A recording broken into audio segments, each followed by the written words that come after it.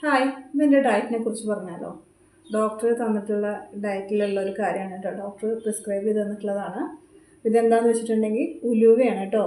കുറച്ച് ഉലുവ, 1 ടീസ്പൂൺ അളവിൽ ഉലുവ രാത്രി വെള്ളത്തിലിട്ട് വയ്ക്കുക.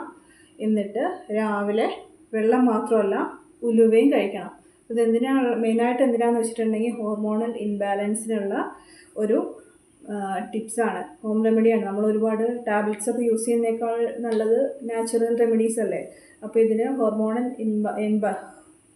രാവിലെ ടങ്ക് സ്ലിപ്പാകും പോലെ ഹോർമോണൽ ഇൻബാലൻസ് മാത്രമല്ല അടിവയറിനുള്ള പ്രോബ്ലംസും പിന്നെ ഷുഗറുള്ളവർക്കൊക്കെ ഏറ്റവും നല്ലതാണ്.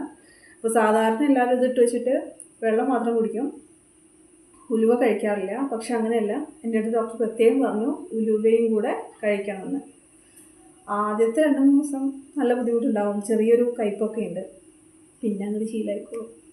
പിന്നെ ഞാൻ പറയട്ടെ, ഹെൽത്തി ആയിട്ടുള്ള ഫുഡ് ശരിക്കും ടേസ്റ്റ് ഉണ്ടാവില്ല.